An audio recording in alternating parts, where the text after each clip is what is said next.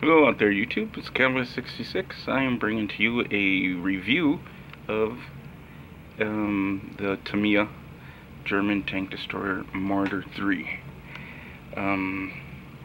This kit was originally released back in 2001, and the reason I'm doing this build review of it, no, I can't get the box to stay up, is because this model tank kit represents something very important to me. This kit marks the end of a nearly 30-year hiatus from the model building hobby. I stopped building model tanks and airplanes right around the time I was 14, pretty much when I discovered the opposite sex, so to speak. Anyway, from 13, 14, 15 years old, I put my hobby on the back burner and watched it with interest from a distance. And it wasn't until 2001 that I happened to,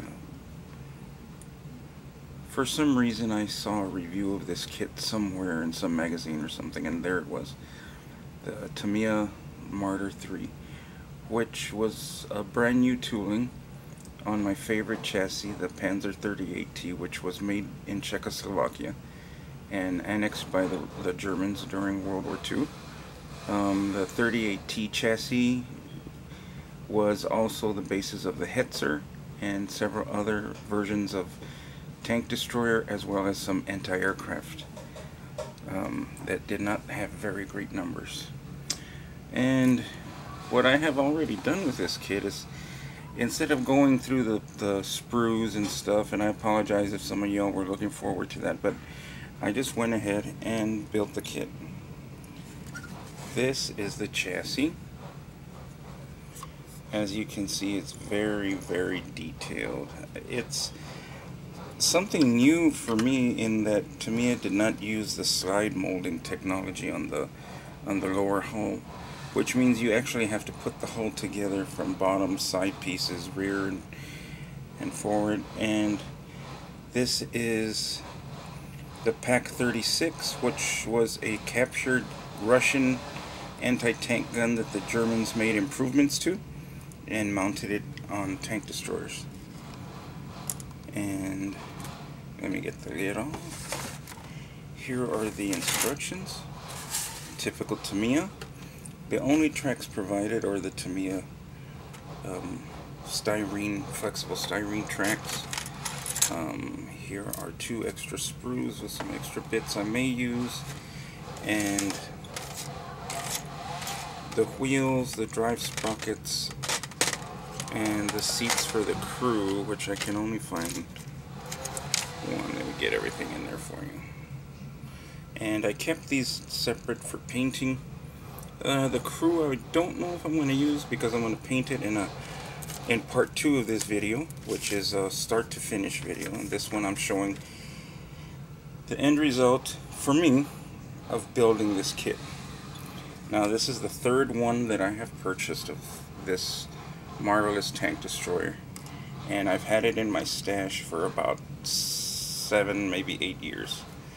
There are some shortcomings with this kit, believe it or not, for Tamiya. So if some beginner modelers are out there saying, is this the kit for me? I would say yes, just be very careful. It'd be easier for me to show you on the chassis. The no-tech headlight.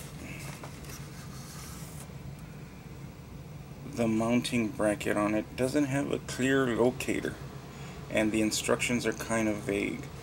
And in order to get it on there pretty straight and proper, you have to kind of jig it around a little bit. And there was another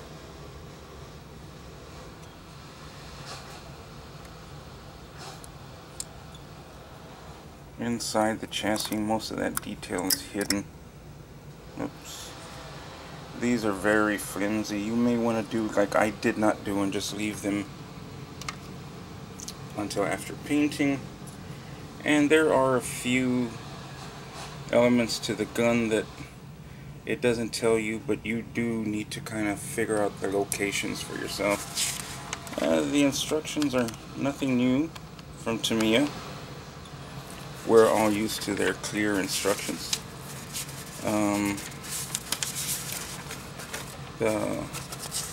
It has some very rudimentary painting instructions, and I believe this is the version I'm going to do.